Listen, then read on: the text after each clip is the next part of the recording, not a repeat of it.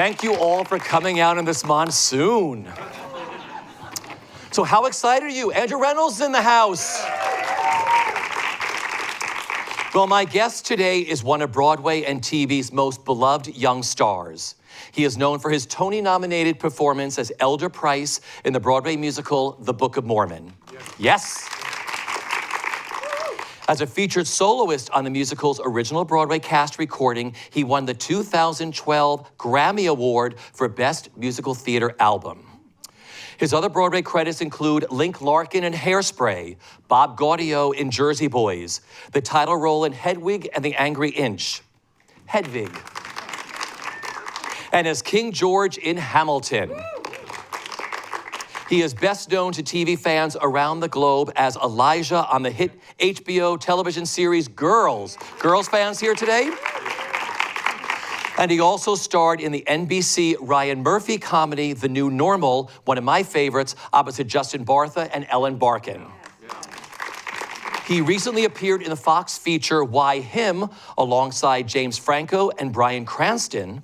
And this season, he is nominated for a Tony Award for his extraordinary performance as Whizzer in the William Finn and James Lapine musical Falsettos. Please welcome Andrew Reynolds.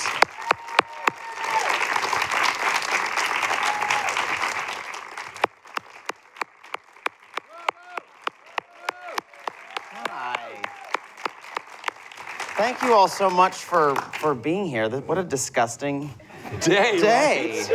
This is not nice out. I know, but so thank you for making it out. Right, here. did he make it nice today, right? Look at this. Well, thank you very much. Well, first of all, thank you so much for sitting with me. Well, thanks for asking me. I was very excited about this. Well, first, congratulations on your Tony nomination for your extraordinary performance as Whizzer in Falsettos. Thank you very much. What does this nomination mean to you? It means the world to me. I mean, the way that I sort of discovered musical theater was through watching the Tony Awards. My mother suggested that I watch the Tony Awards, a very knowing woman. And it was 1992, and it was the year that Falsettos was performing. And I just completely fell in love with that show and just poured over the script and listened to that recording over and over again, and have just always loved the show. But it's not a show that is performed a lot. There had never been a revival of it since that original production, and regionally it's not something that's done a lot because it's not an easy undertaking. It's a difficult show. So when this opportunity came along, and it was just all sort of too good to be true, with James Lapine and William Finn being involved in it, and then Lincoln Center, and then Jordan Roth, and Christian, and I just it just kept, every detail just kept getting better and better. And we had a really beautiful, very limited run through Lincoln Center this past year, and while it was sad to close, it still felt like a very complete experience, and in some ways it was really beautiful to just do that limited run and not have to worry about the pressures of commercially keeping a show going, because that is certainly a pressure. So it felt sort of perfect, and like this little perfect gem of an experience. And then to have the Tony Awards and the American Theater Wing remember us all these months later is just very... I'm very grateful and very humbled by that. Because this was a very personal show for you. People work in shows all the time and you have a great time, but talking to your entire cast during the rehearsal period and after you opened and just ran in this was probably the most personal show you've ever done, right? Absolutely. I mean, for many reasons. The history I think we all had with the show. I think the time in our lives that we were all working on this particular piece and getting to do it with James Lapine. But it's material that you don't really get to tackle a lot in musical theater, and really feel like you are sort of using all of your tricks, and there was sort of nothing it's a pretty bare show, so there's not a lot to hide behind. We had beautiful staging by Spencer Liff, and we had a beautiful set by David Rockwell, but it was bare, and we just had to sort of trust each other, and that there's going to be there were no theatrical tricks to hide behind. We were just all sort of dependent on ourselves and each other, and telling that beautiful story every night. So yeah, I think we all definitely fell in love in a really major way. And certainly Christian and I developed a bond unlike anything I've experienced before, just having to tell that story every night. So it's a very unique experience, and I think we are all sort of ruined by it. I don't think we'll ever top it. No, because it was Stephanie J. Block and Yes, Brandon yeah. Uranowitz. I run into all of them on the carpets, and if one of the 4 of them is in a show, they come in a pack of 3. We do. Right? We do. We do. Unfortunately, Tracy Toms is in Los Yeah. Angeles a lot, but I'm sure we'll have a nice reunion for Betsy Wolfe when she steps into Waitress next Totally. month. So, yeah. Well, then you'll travel in a pack of 5 or 6, Exactly, right? Or 6 exactly. or 7. Yeah. Talk about working with William Finn and director James Lapine, because they're so different in every way. Yes, you mean like, yeah. Yeah. Yes, they're very different. I got to meet them, it was before the Book of Mormon, I guess it was in 2009, I guess it would have been. I did a reading of a musical Little Miss Sunshine that they wrote. And we went out of town and we did this very cool lab through the Sundance Theater Institute, which was very exciting, and getting to work with them was a real dream come true. And I was in the ensemble of that show and just sort of got to like sit back and watch them create this piece, which was so amazing. The next time we did a reading, I was asked back, but Christian Borle was playing the other role. So we had a couple scenes opposite each other and a couple songs together, which was really crazy. And I remember like, just, I don't know where sometimes I get my balls from, but I said to James Lapine, I was like, do you ever think you would do a Falsettos revival? And he just went, no. And I was like, all right. But then years later, there we were, and I was like, oh my God, this was all, I felt like I had willed it to happen on my Oprah vision board or something. I love it. I don't remember a show that affected an audience in such an emotional way than Falsetto did. Yes. Well, to go back to, I didn't even actually answer your question.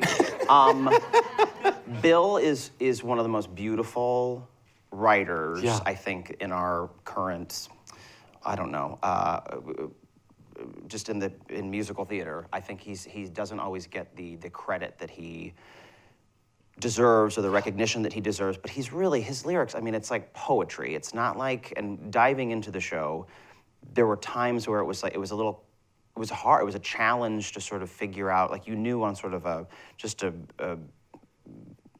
very base level, like what the emotion was, but the words sometimes, it was poetry, so you really had to like break it down and make sense of it. And, but on the surface, he's this very gruff man. Some might say he seems unpleasant.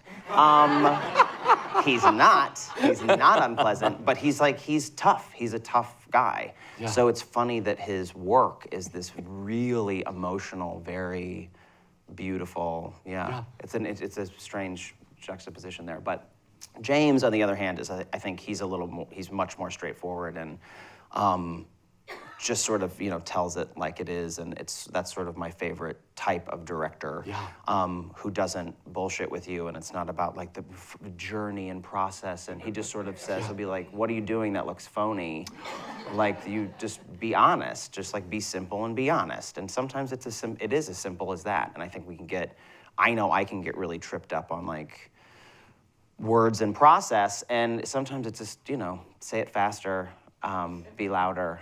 Sometimes that's all you need to hear. Yeah. And I love that James just sort of like does it. He's there for you if you ever have, he's a wise man, and I learned so much from working with him, but he can hit you on many different levels. He can go really deep with you, or he can just say, like, if I'm like, I'm not sure if this is working, and I'll be like, well, say it faster. Like, all right, and then it works.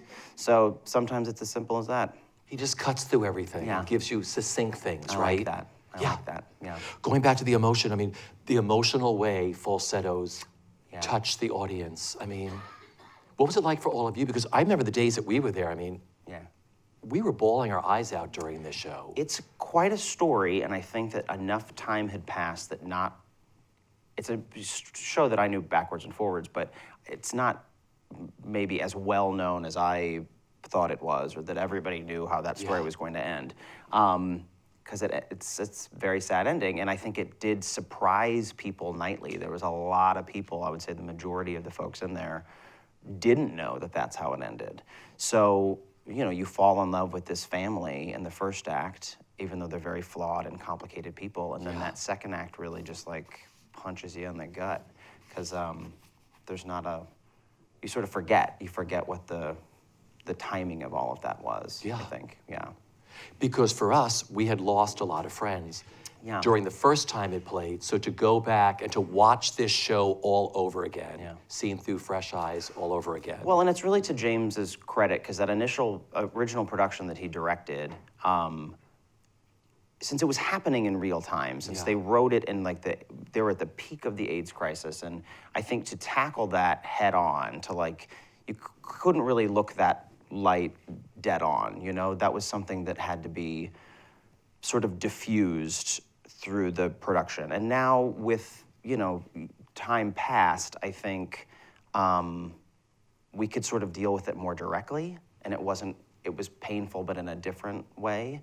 But I remember asking Barbara Walsh about that original production, and you know, just wondering what that would have been like to tell the story and then walk out into the street and have that happening to your friends, or you know, to people who were working on the show, people who were backstage and on stage, and you know, so I think it was a lot to process. So we've had some time to heal a little bit. So I think we got to tell it in a slightly different way this time. Yeah.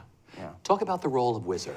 It's a very complicated role because the audience doesn't like him, then they like him. I mean, he's very honest. So how did you work on that, and well, how do you see him? I felt like I didn't want to, you know, initially in that first act, I think the hurdle for the audience initially when it was performed was that he had left his wife for this man, and that he was, you know, he'd left his wife and child for this man. So it, I think, put Whizzer in sort of a villainous role just by definition, that he's the other man that broke up this family.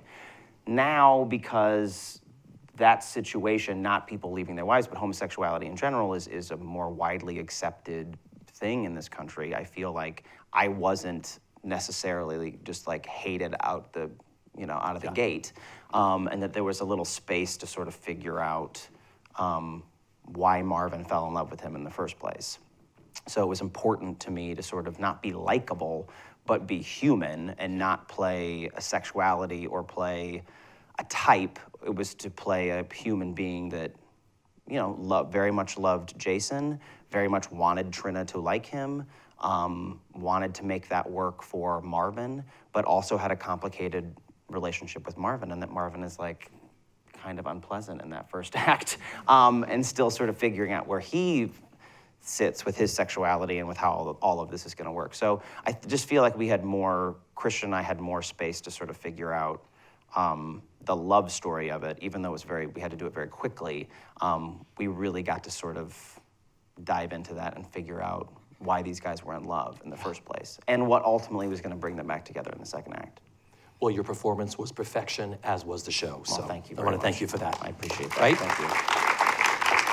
Let's go back to the beginning. Growing up, where did your love for performing begin, and what were your earliest creative outlets? I won the lottery, and that I grew up next to a children's theater in Omaha, Nebraska, called the Emmy Gifford Children's Theater. In my little Catholic grade school, we would go on field trips there. So from a very young age, like kindergarten, we would take these field trips to see these shows. So I was exposed to live theater at a very young age. And then I don't really remember whose idea it was, if it was my mom's or mine, but I started taking classes at Emmy Gifford. They had acting classes and things like that. So I had an outlet from a very, very young age, which was pretty amazing. And I think when people hear Omaha, Nebraska, they just imagine like Willa Cather and just like the plains, and there's just like cows roaming around. But there was actually just things to do there. Real things to do. Yeah, it was real things. I've never milked a cow in my life, in fact, or slaughtered one. So I had this crazy outlet all growing up. And so when I told my parents that I wanted to be an actor and that I was going to move to New York to go to college, it was not a surprise to them, because they had years of me Doing it already. Yes, yeah. Much like my coming out to them was like, They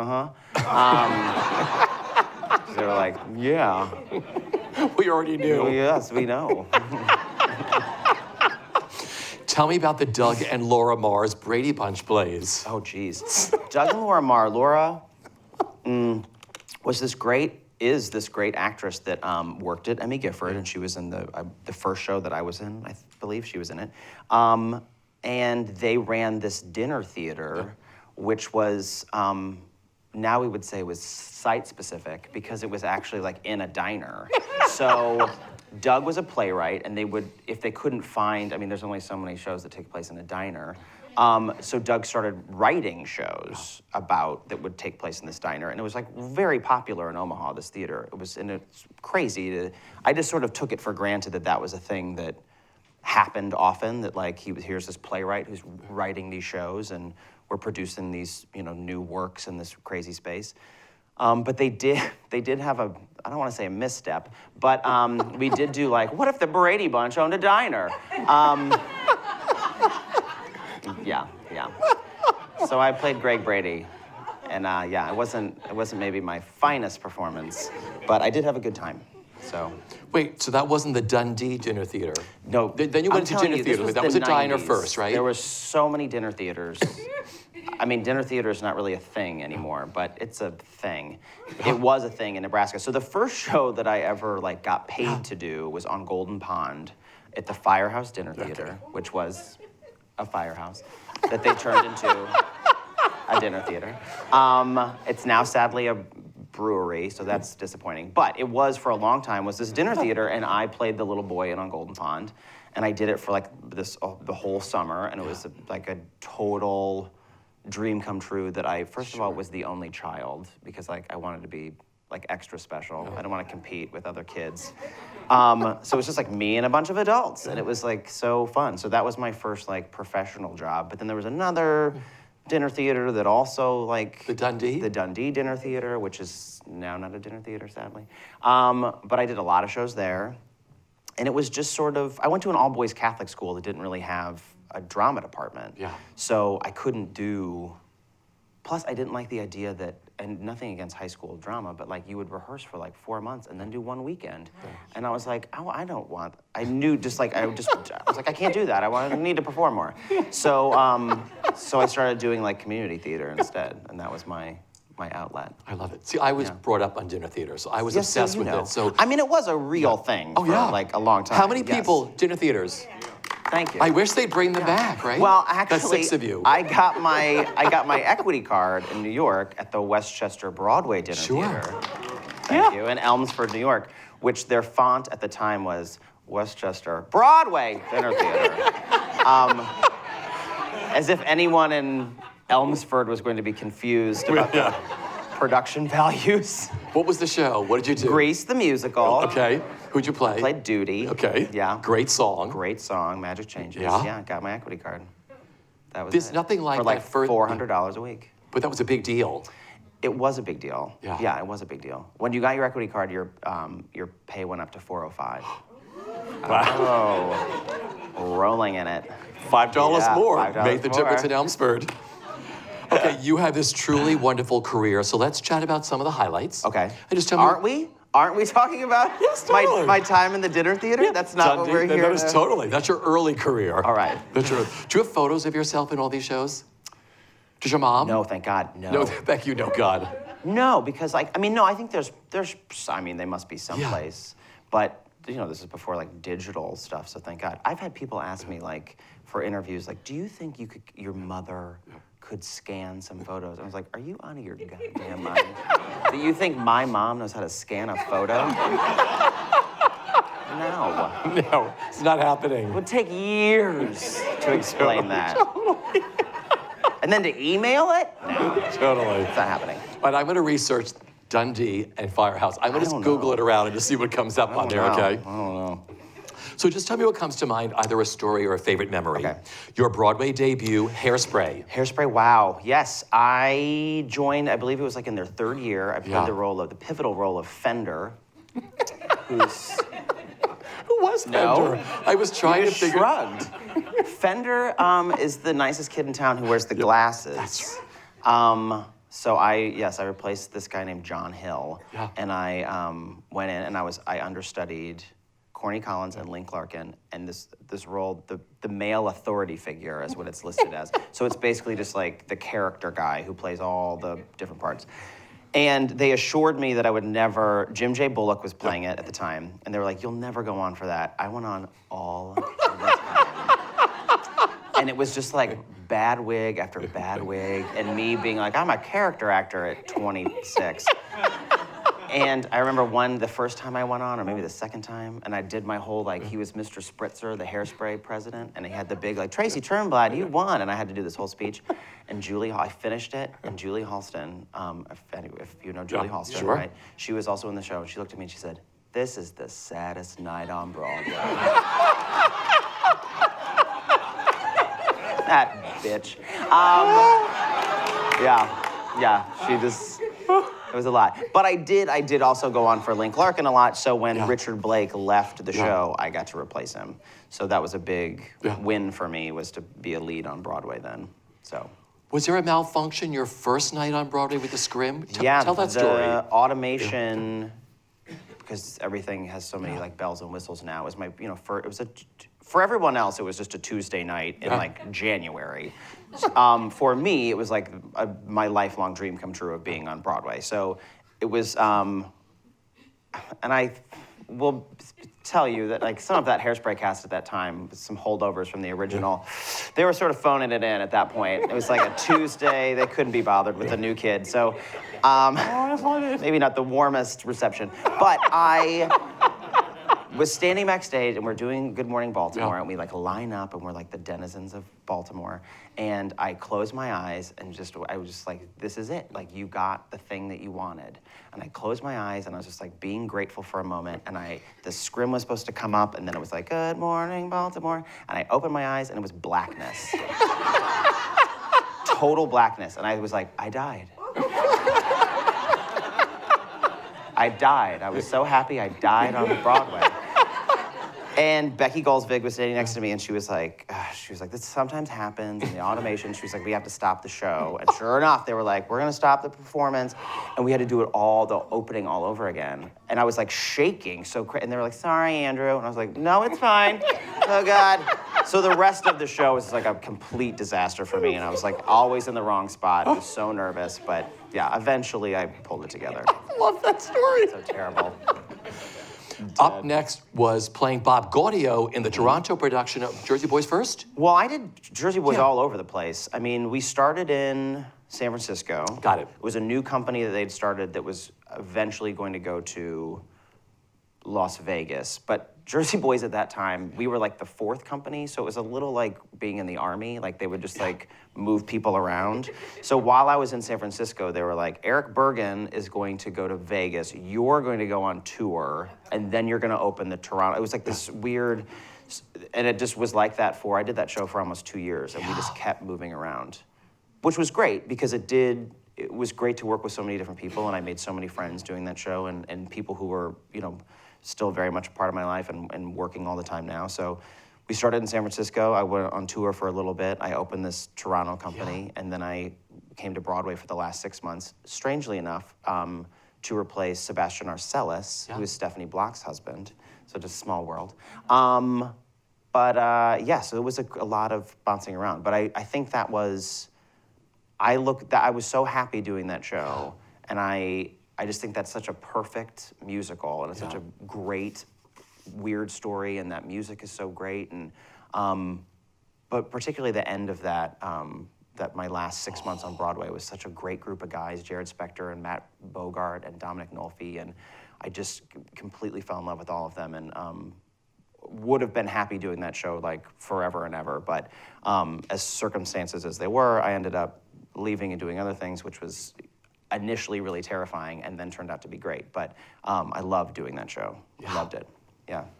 Then there was your breakout role of Elder Price in You're the musical leaving out, phenomenon. Now wait. You're leaving Hold up. out my star turn as Chris in Miss Saigon and the Finger Lakes. Well, let's go. So, Let's not. Come on. Let's not do skip this. that. Okay, let's go. Where are the Finger Here's Lakes? what people. Where are they? Up north. here's what I just think is important, particularly for younger actors to know, which is like one job on Broadway is not a slam dunk for the rest of your career. 2 shows is not a slam dunk. So in between these periods of time that are very tightly wrapped up in a bio, there were months of sheer panic and unemployment, and it was terrifying. So after Jersey Boys, which was like the greatest experience of my career at that point, I left. It was just like a limited thing. I had been in the show for a while. I was on Broadway for 6 months, and then I had 9 months of basically just like basic unemployment before. Is that true? Maybe 6. But then I was like doing readings and workshops, and it was a lot of some regional stuff, but it was a lot of piecing together a career in that moment, waiting for what was maybe going to be this next big thing. So I think it can sound a little like easy. Yeah. And I sometimes when and no young actor wants to hear this, but it's not. It's like a marathon. It's not a sprint. So you have to be prepared to like really muscle through some like dark times, because yes, there's some Broadway, and then there's some Finger Lakes, and let me tell you, it's very different. Very different. But you have to like do that, and I think people sometimes get discouraged that your career sort of goes like this, but that's just the way it works, man. And I've like been around long enough now that even people who, I used to get really frustrated when I was in my early 20s, and I was working with or friends with people like Gavin Creel, and who was like just moved to town and Tony nominated, and it just like happened right away. And I was like, why isn't that happening for me? But what I learned was like if you stick it out and you keep doing what you're doing, and you just like really focus on making yourself the best version of yourself that you can, opportunities will present themselves. But it's not gonna be smooth sailing for anybody. So.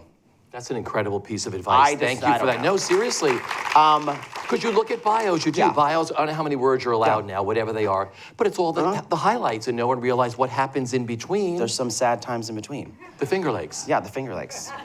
Yeah. But then there was your breakout. But then there was Book Let's of talk about the breakout role. Here we go again. Book of Mormon, that was a big deal. You received your first Tony nomination for that. I did indeed. Created by Trey Parker, Matt Stone of South Park, Bobby Lopez. I mean, how did that show change your life and your career? I mean, it changed everything. I mean, I didn't think that I would. I wanted to open a show on Broadway. I wanted to like originate a role. And I was working at the Paper Mill Playhouse. I was doing Smokey Joe's at the Paper Mill. And I was working with this actress named Meyer Wilson, who had been in the workshop of the Book of Mormon. And she said, they're replacing the lead, and you should go in. And I was like, I'm too old. He's supposed to be 19. I can't do it. And I was like talking myself out of it. And she was like, just go do it. Like, just don't worry about it. Just go do it. So I went and I auditioned for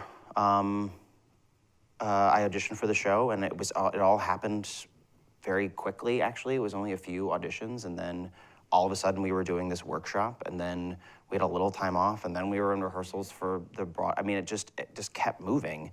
And we got through the excitement of opening night, and then it seemed like moments later the Tony Awards were happening. And then I was performing on the Tony Awards. Yeah. And then this woman named Lena Dunham saw me in the show and put me on a television show.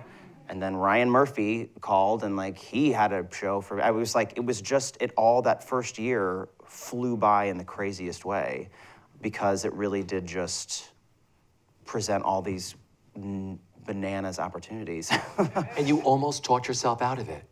Well, I when you said, I'm too old, I'm not this, I'm not that. And I didn't know anything about it, and I was made me nervous. But then the second I got in the room, I was like, no, I want this. Yeah. And I'm not letting this one go. How secretive were those auditions? Crazy. You just had to go in and sing. And then they gave you like one page of sides that was very vague. And you had to give them back. And then I came back. They asked me to come in and read the script, but they couldn't email it, and I couldn't take it with me. So I had to just like sit in Jim Carnahan's office and read it.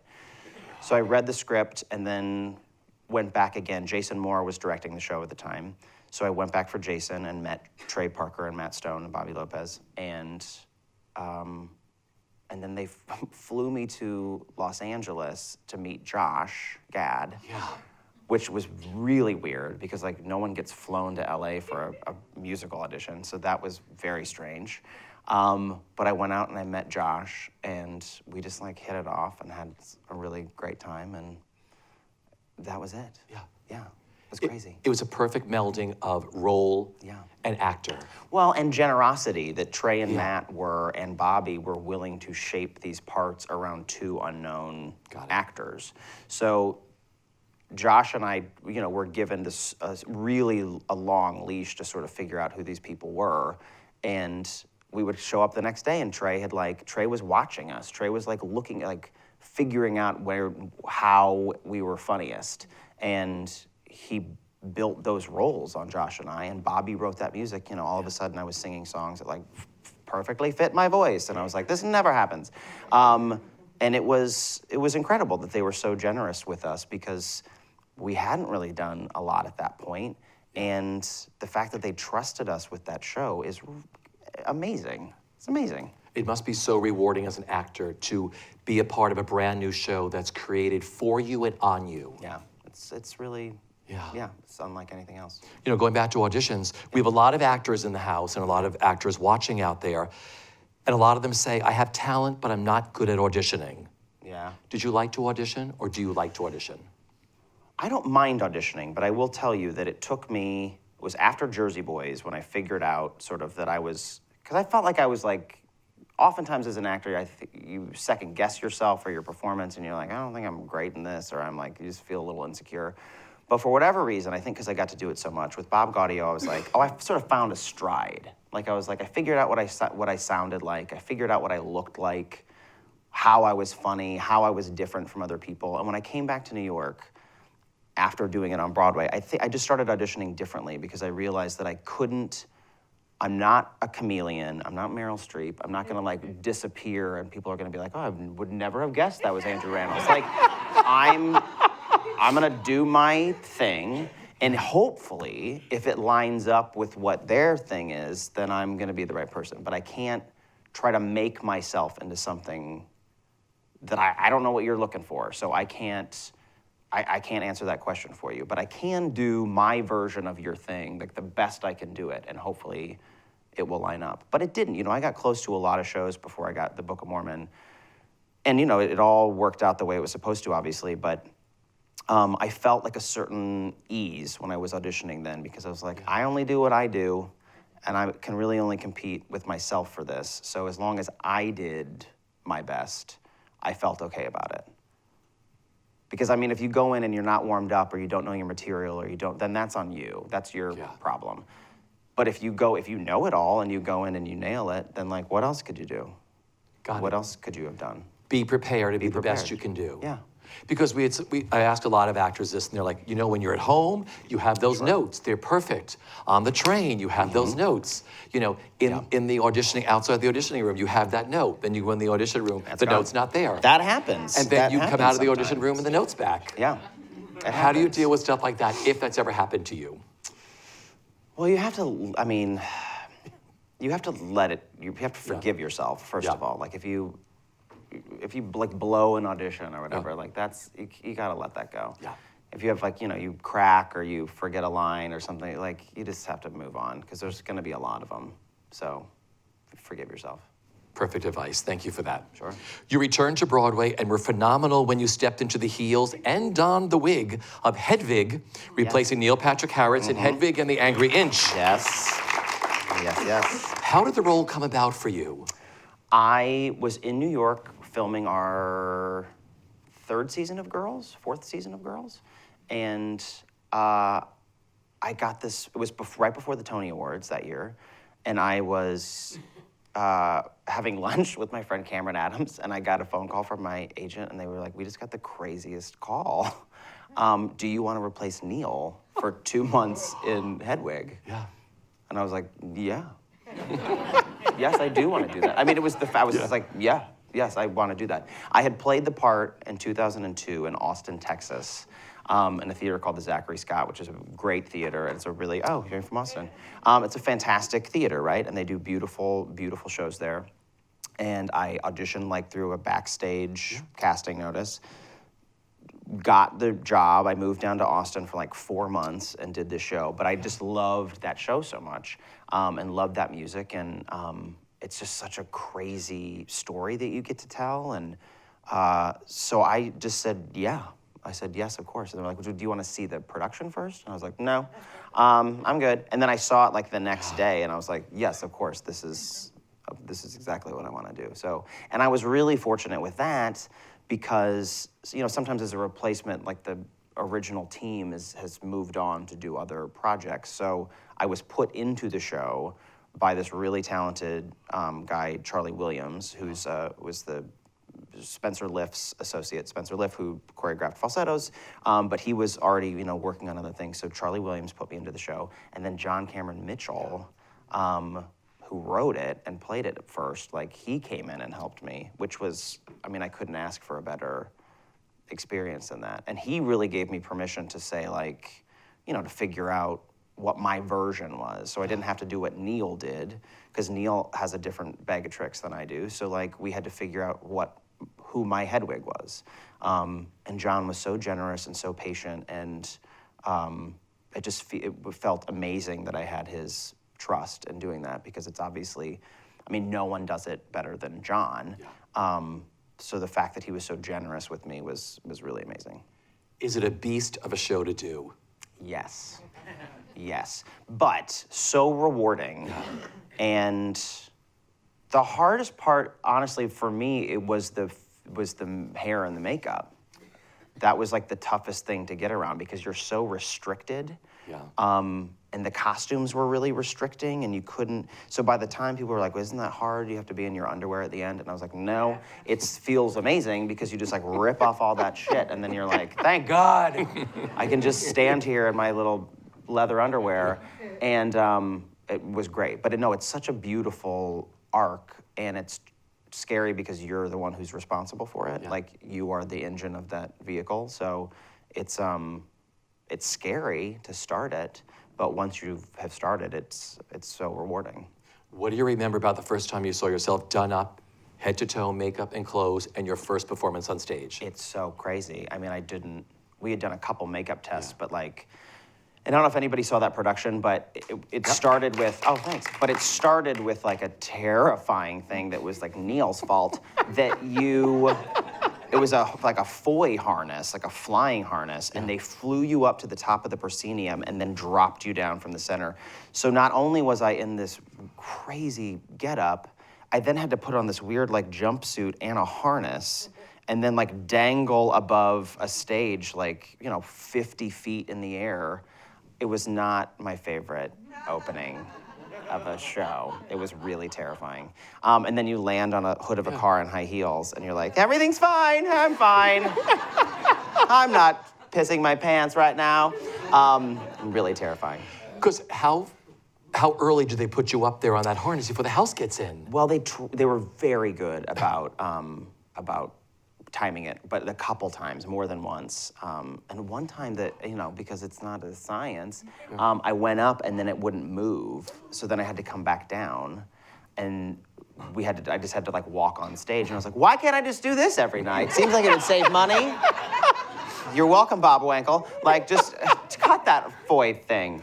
Let me just walk out. But no, I still had to keep doing it. But it was scary because sometimes it wouldn't work. No, because there was no show curtain. So did they take you another way and then move you over? Did I go under? I think there was a pass. There was So they don't take you up until almost time for you to go on? Yeah. There was a pass around, from the back of the set, and then we got in the harness, and then we flew up, and it was... Because we thought you were there, like, before the house opened. Oh, like, God, no. The house opens at 7:30, 8 o'clock, the show goes on. They were able oh my to, God, he's up there. Slide you around, yeah. It's very scary. Like, I have to go to the bathroom before you go on. I did not care for that. But the rest of it was fine. Okay, you are known to millions of fans around the world for playing Elijah on the hit HBO series Girls. Yes. Well, you told me how you got cast, because they had come to see you. They came to opening night of the Book of Mormon. Wow. Yeah. Okay, so what was it like being on the set and working with Lena? Well, the first day, it was supposed to just be one episode. I had one scene with her. I had I was not the right type for the part, but they had seen the show and they asked if I would come in anyway, so I came in and I read, and then they asked me to stay and just like improvise some stuff with Lena Dunham. So we just played around because I had seen Tiny Furniture, but I had not, no one had seen the show yet. No one had seen the pilot of the show. So I didn't have a lot to go on, but she was like, we can do whatever we want. Like, I wrote it, we can do whatever we want. So I was like, all right. So we just sort of played around, and then they called like the next day and said, would you want to come do this episode? And I was still doing the Book of Mormon, and they were able to do it on like a Monday, which was my day off. So I went and filmed it, and Judd Apatow was on set, which I was like, that's not making me nervous at all. But as Judd saw us playing around with each other and how sort of comfortable we were, he just started asking us to improvise more and more, and he would give us little things to go off of, and pieces of backstory that I didn't know, and or just making things up about who these people were.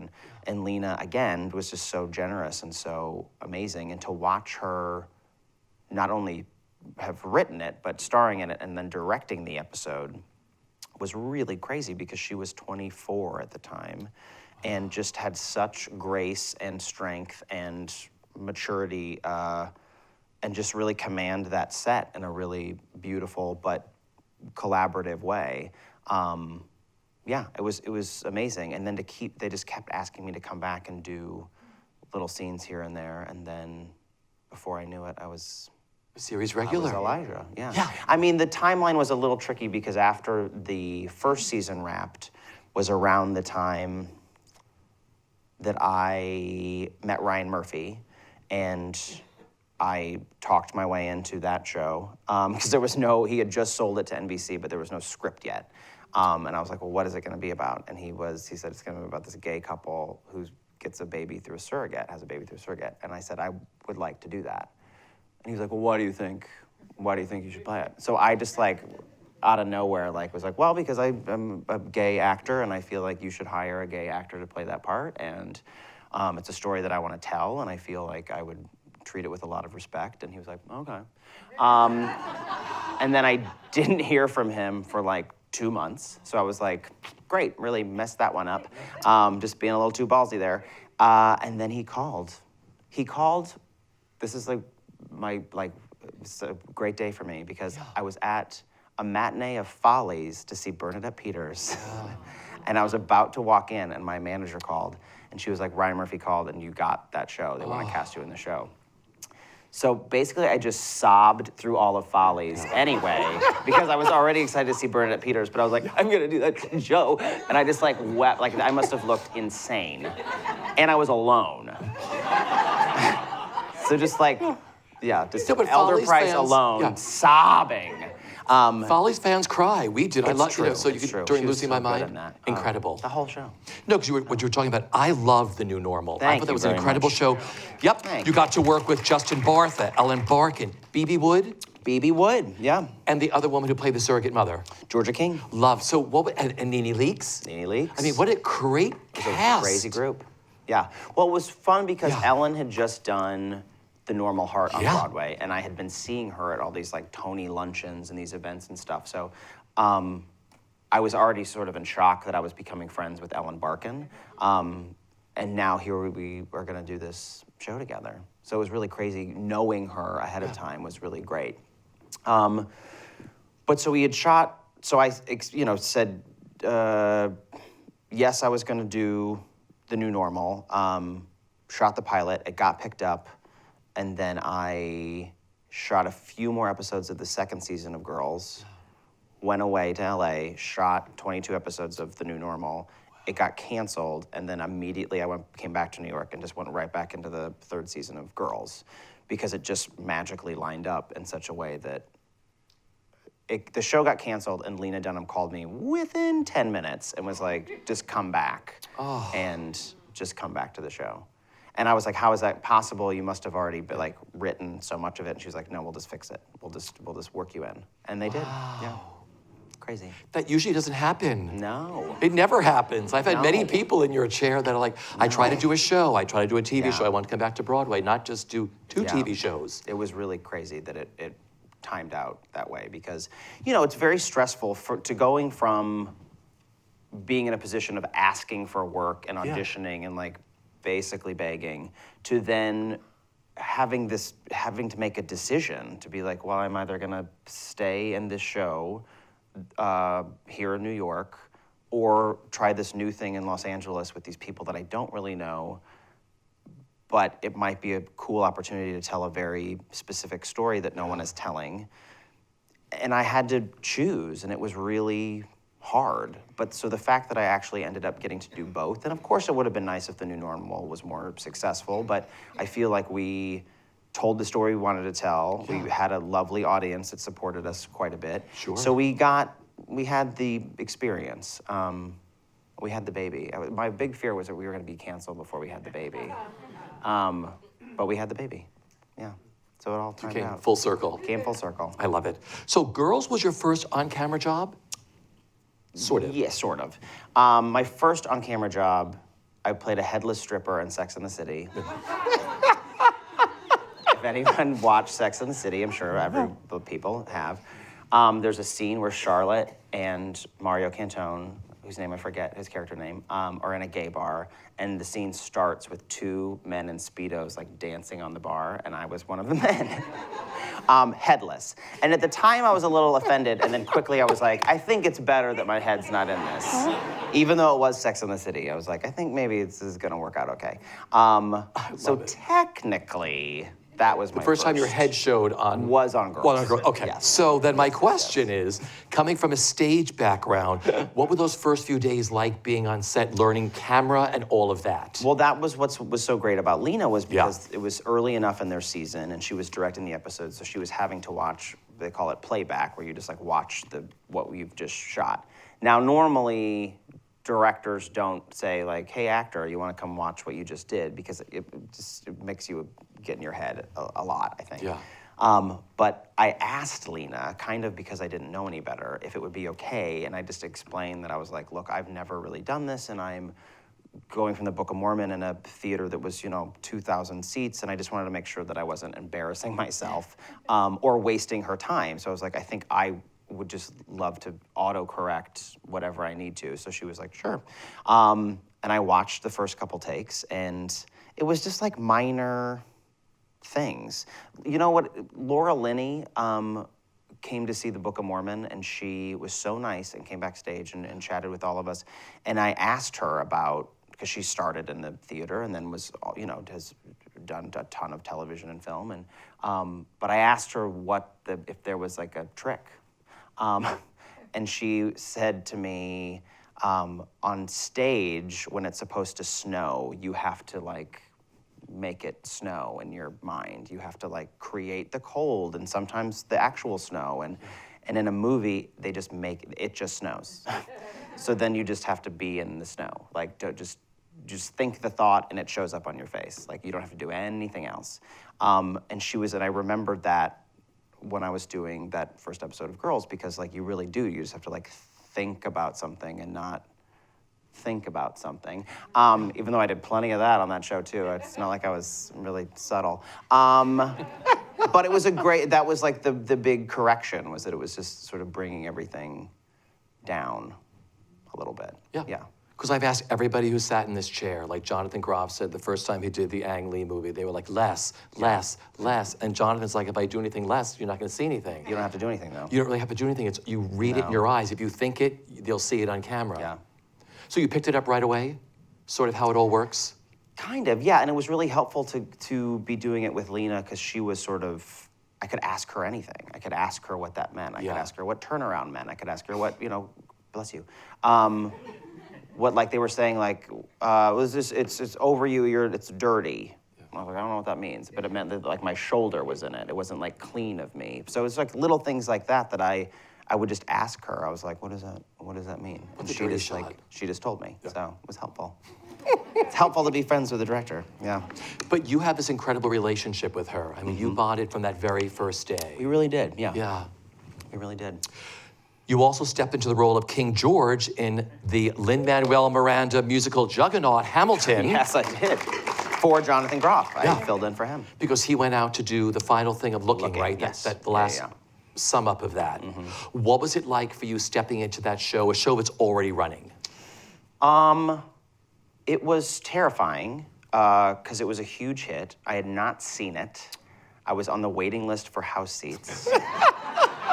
And much like Hedwig, I was back. We had wrapped Girls for the season. I was back in Los Angeles. And my agent, Chris Hyland at UTA, sent an email that said, in all capitals, Hamilton offer. And I was like, what does that mean? Like, am I going to see it? Have they offered me standing room? Like, what's the offer? And he was like, you need to call me immediately. And I called him, and it was another one of those where I was like, yes, obviously I'm going to do this. I don't even need to see it. But they sent me like a bootleg, essentially, of Brian Darcy James singing the song at the Public.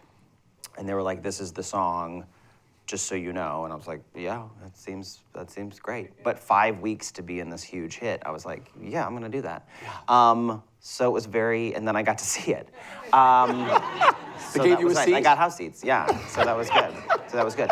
But no, it was crazy. But it's a very, it was right before or maybe right after the album came out. So it hadn't quite reached the masses the way that it did later. So not everybody, so that role is tricky because all of a sudden the show just like stops and this guy comes out and it sounds nothing like the other material. So for the first like minute, you're like, who the hell is this? And what's going on? And your ear has adjusted to the other style. And now you're going back to this very traditional thing. So it was stressful watching the audience be like, but then once I got the hang of it, it was fine. Yeah. Because we had the Hamilton cast here last Friday. Yes. Well, it took, I mean, you're giving me real PTSD here, but in my like fifth performance, I forgot the lyrics to You'll Be Back. Yeah, right. And it was just, because you sing that song 3 times, but it's different every time. Yeah. And I just we call it going into the white room in theater. Yes, where you're like, what's going on? What's happening right now? And it was another one of those things where I was like, is this what death feels like? It's like, I feel like I'm dying right now. And I just nothing was coming out of my mouth. And then, which has never happened to me before. And Alex Lacamoire, 2 seconds probably went by, but he knew exactly what was going on. So he shouted the lyrics to me, and I was able to get back on. But by that point, I just had full flop sweat, and there was nothing. There was no way to actually recover. But I finished the song, and it was fine. And just by happenstance, one of my best friends, Nikki M. James, was in the audience that night, and she came back afterwards, and she was in a ball on the floor, and she was like, I'm so sorry for you. I'm so sorry for you. And I was like, how bad was it? She was like, it was bad. She was like, I mean, nobody else probably knew, but she knew what was going on. She knew what was happening, but it was terrifying. Everybody who was here in this chair last Friday, 3, 4 times they would go up and they say, we went to the white room. Yeah, you go to the white room, yeah. It's, I mean, look, and I had the easiest job of them all, but, so much of that music, it's so dense that, if you get tripped up, that's the end. So they have a very difficult job over there. But it was stressful. I mean, it was unlike the Book of Mormon in that I got to, start that from the beginning. So being on the inside of it felt very safe. And Hedwig, I got to sort of control that show once I was doing it because it's just me. Yeah. So that even felt safe. But this was just such a weird animal. But they were also generous and really, really fantastic, but it was terrifying. No, because even some of the ones that we hear from the very first, the first recording, the first everything, the first read through, they'd be like, oh, they all go up. Yeah. They would all go up, so it's very, very funny. I blame Lynn. Totally. They did too, actually. Same. I think they did. Well, one of your latest films is the comedy Why Him, co-starring opposite the likes of Bryan Cranston, James Franco, and Casey Wilson. Playing the role of, was it Blaine Petterman? It was Blaine Petterman. Yeah, that was a really crazy experience. I mean, I'm such a huge fan of Bryan Cranston. Yeah. And just respect him so much, and I think he has the coolest career ever. So it was really great. I had like 2 weeks to hang out with him. Now, most of what I did in that film was cut out of it, just because that's sometimes the way this works. Yeah. But it was, I've been lucky. I've only done a couple of movies. I did, right before Hedwig, I did this movie, The Intern, that Nancy Meyers directed with Robert De Niro and Anne Hathaway, and that was a really good experience because it was like a huge budget film with Robert De Niro in it and Anne Hathaway and Nancy Meyers. So it was gorgeous, and she also, much like Lena, was writing, directing, and producing that script. So it was an interesting kind of introduction about how film works. So by the time, and I was very nervous on that set most of the time, but by the time Why Him came along, I was a little more relaxed and could actually like speak to Bryan Cranston in full sentences, which was helpful. Just to be able to like talk to him. Yeah. It's a crazy medium because all the stage actors who we spoke to said, you go on the set, you get on there like 8 o'clock in the morning, you may not shoot till 10 o'clock at night, and no one tells you. It's very strange because the pace of television is so fast because it has to be, and there's not as much money behind it. But when you're doing a huge, I don't know what the budget ended up being for The Intern, but it was a lot. Yeah. And you could take time, like a normal TV day. A busy TV day for us at Girls would be like 7 pages, and sometimes I would come to work and it would be 2, or it'd be like 1.5. And I was like, that's crazy. But you just have the luxury of taking your time with it. And, it's a movie, so it's gonna be, Nancy has a very sort of particular style to it too, so like everything looked a certain way and felt a certain way, and it's a beautiful film, but it just took a little longer to figure all that out. No, because a lot of actors, we're here like, it depends on what director you work with, or the actor, like, don't talk to the actor beforehand. Like, you're just gonna go in, but you're just gonna like do the scene. No, it's like you just go into the courtroom, you're the lawyer, and you're just gonna shoot the scene to keep everything fresh. I've not had any sort of, I mean, Anne Hathaway is one of the loveliest humans on the planet, so she was very friendly and she was also really sweet because I was still doing Girls and I was in rehearsals for Hedwig and then somehow was able to do this film, and she was just really great and conscientious about asking me about Girls and asking me about Hedwig and how I was doing in the heels and like all of those, like, she was really lovely, and Robert De Niro was fantastic. And that whole Why Him cast, it was Megan Mullally was there, and James Franco is just like a dreamboat, so like that was fun to get to look at him for a few hours every day. So it was a nice, I've been lucky, You also have an extensive voiceover career. Oh dear. Yep. Yes, well, voiceovers, that was, it was something that I started at a very young age.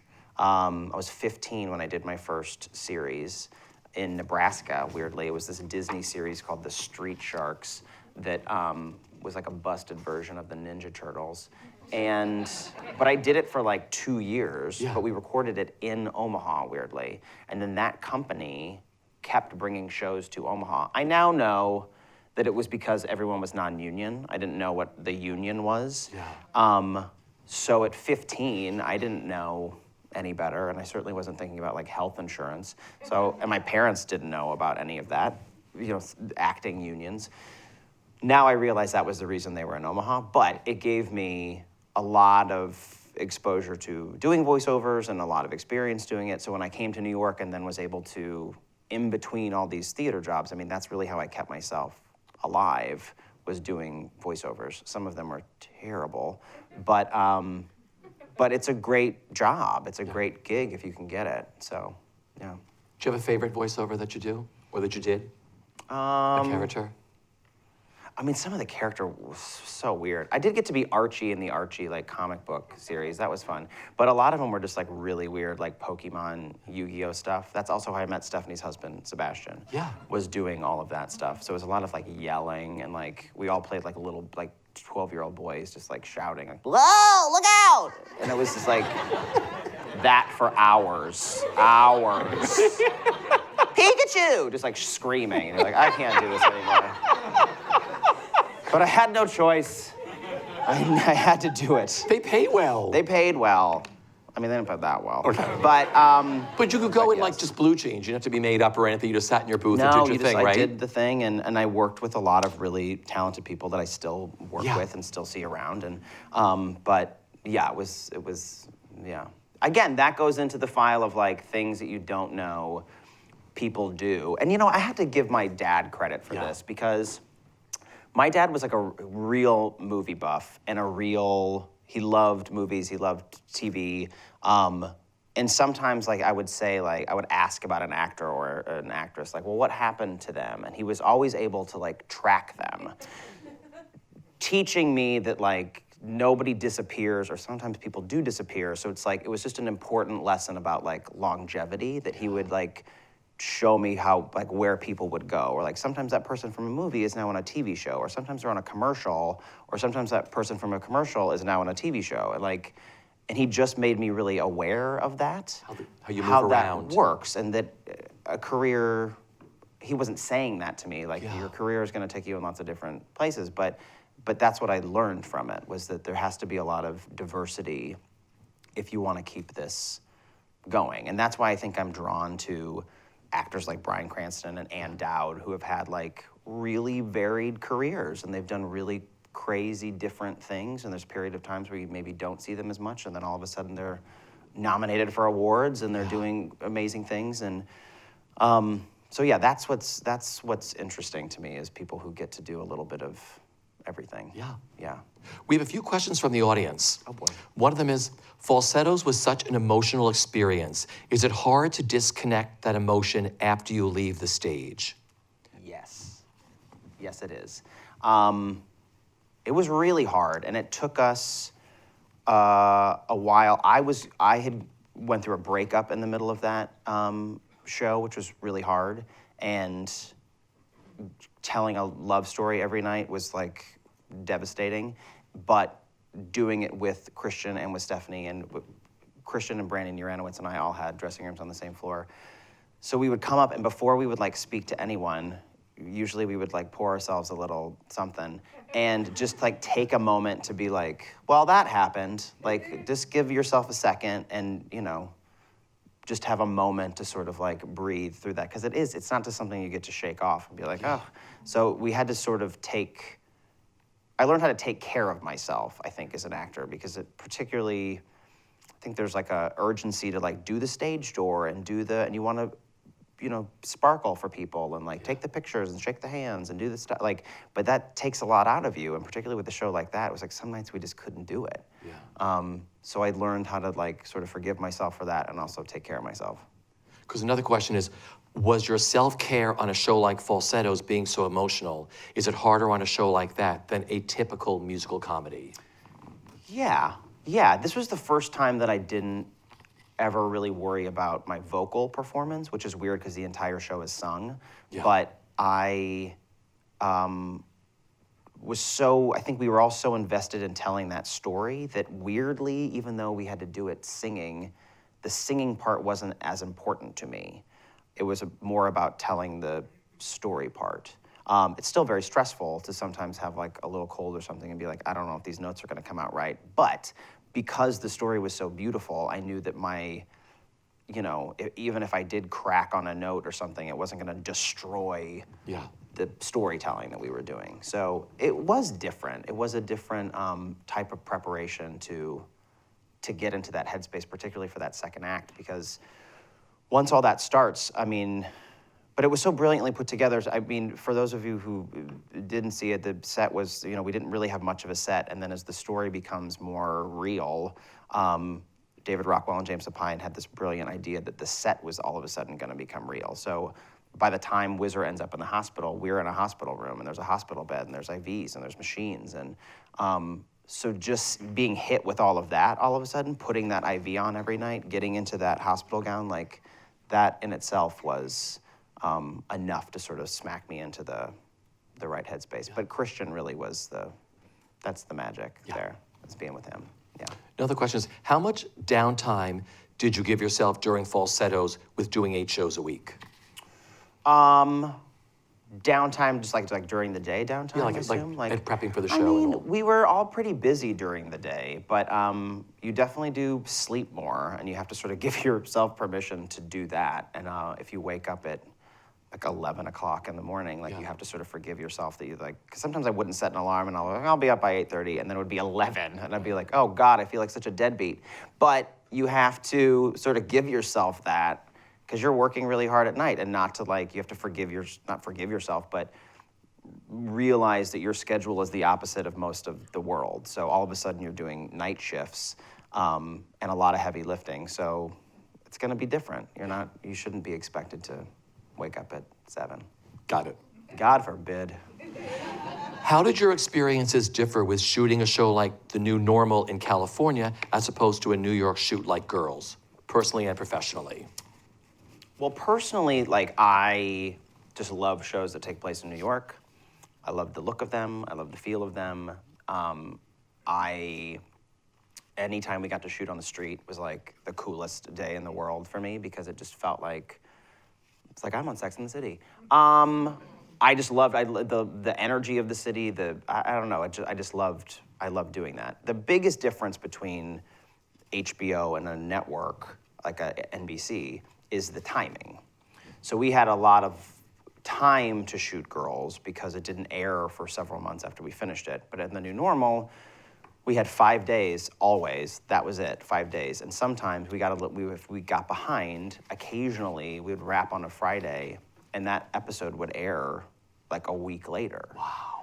So it was pretty crazy, and that was the thing that I took a little adjustment. It was more like theater actually, because it was more just like bang it out and do it. But you didn't have the chance to like maybe play around as much as we get to on Girls. Yeah. Is there a dream role you have on your bucket list to play on stage from a classic? I was just talking to Nikki James about this because I feel like now neither one of us have gotten to do a lot of Sondheim, but I was like, the great thing is like now we're like aging into like the really good, like if I can just like white knuckle it to Sweeney Todd, like I start smoking maybe and get my voice a little deeper. Or like a little night music, that one would be a dream to do that. Like all I realized I saw that brilliant production at the Barrow Street on Saturday, and I was like, well, while I'm not a Anthony anymore, maybe I can just wait it out and play Sweeney Todd one day. So that's the nice thing. I think I used to, when I was younger, there was a panic about like, I was getting too old to play certain parts. I was missing certain, like I'm never gonna be Henrik in Little Night Music now, but I could be the dad. So that's it's reassuring. It's reassuring. What's the hardest thing about performing on stage versus on screen and vice versa, switching between the two mediums? The lack of control you have over the storytelling. Yeah. Because your performance is in the hands of an editor, ultimately. So it's not like you get to say like, that was my best one, please use that. Like you don't get to do that. So they're piecing together a lot of your performance, and you just have, luckily at Girls we had wonderful editors, but I remember thinking that sometimes in the New Normal, not in a terrible way, but just like, oh, that's interesting that that's the one they chose, that's the way and you just don't have control over it. And at least on stage, even if James Lapine said, don't do that thing with your hair, maybe he never said that, but maybe he did. I could still do it. I could still like sneak it in if I wanted to. Yeah. And that was my choice because ultimately when you're on stage, it's like up to the actor to tell the story and play that part. So no one is gonna stop you and be like, no, do that differently. You might get notes afterwards, but you get to control your performance on stage. Yeah. Yeah. If you could sum up the best part of the experience of working on Falsettos, what was it for you? That cast, that group of people that and beyond the cast, we're working with James and with Spencer, and we created a family, and I think that term is used a lot in the theater, but we really did, and we ate a lot of our meals together, and we went out after the show together, and we would arrive. I've never had the experience where, Stephanie and Brandon and Christian and I, and then other people as well, but always the four of us, we would arrive an hour before we had to be there, just so we could hang out and catch up with each other. Like we actually liked each other that much that we were coming to work that early just to hang out, which is kind of crazy. Yeah. But I loved every second of it, and was just like, I think we all sort of really mourned the closing of that show in a really deep way because nobody had a experience like that before. Yeah. Yeah, but that group made the whole difference. Going back to Girls for a second. Yeah. Do you have a favorite episode? I mean, I think for me, the episode that I felt like I was really a part of it, and I felt like I sort of was maybe even good on it, which was, I just didn't think that I don't know, just being insecure for like the first several episodes. But by the second season, when Lena and there's an episode where Hannah wants to try cocaine for the first time.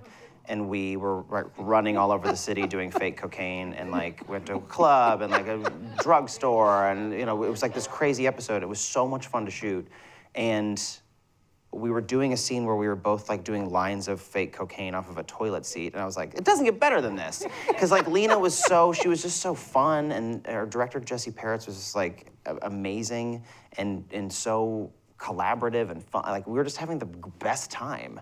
And that was like, then I was like, oh, I love doing this, and I love these people.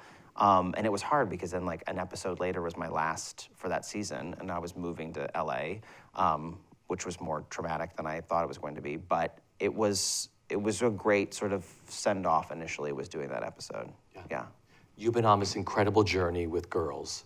Yeah. It's now ended. Yeah. What are you missing the most? Those people. And I do, it was nice that Elijah got to sort of end on like an up note, that he won, he had a win, and he got sort of beat up a lot on that show, I think, and like I've always like know what he was doing, and it felt good that, that he ended on like a positive note, but I will miss getting to play him, and I will miss the stories that Lena and Jenny Connor came up with for me to help them tell, and I miss that group. I miss that group of people. It's such a worldwide phenomenon. Everyone around the world watches Girls in many different languages. Why do you think people relate to that show so?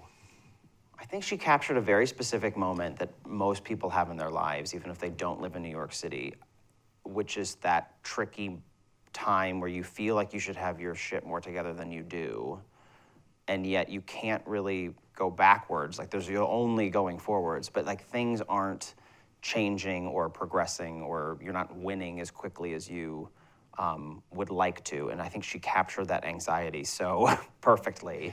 I certainly experienced that for many years in my early 20s. Like we feel like I should have nicer things than this. I should have a better job. I should have a better apartment, but it just is not. It's not working yet. You're not quite there yet.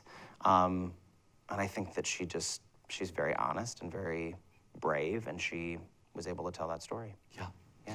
My final question is, what is the best bit of advice that you've been given, either personally or professionally, that you live by? Mark Ruffalo said to me, he came to see the Book of Mormon. It was so nice to Josh and I, and like, he's just a very cool guy. And he was like, do you guys want to get a drink? And he was with his wife, and Josh and I were like, yeah, we want to get a drink with Mark Ruffalo. So he took us out to have a drink, and he said to me and to Josh, your career is happening right now. Which, at the time, like I was like, totally. But then the more I thought about it, like in the larger sense, it's sort of what I was going back to before about like, there's gonna be a job on Broadway and then you're gonna be in the Finger Lakes one day. Like, your career is what's happening right now. It's not something over there. It's not something that starts with one job or a trophy. It's like, it's what you're doing right now. And accepting that and being happy with that and being able to like go along for the ride, I think is incredibly important. Beautiful advice. Mark Ruffalo. I think I met you when you first came to New York for Hairspray, and for me, it's been so great to watch your star just rise and follow you and sort of go on this journey with you. Thank you so much. I want to thank you so much for joining us this afternoon for the SAG-AFTRA me. Foundation of Broadway World. This has been really sensational. Thank you. The best of luck. Thank you. Andrew Reynolds. Thank you. Thank you very much. Thank you very much. Stay dry.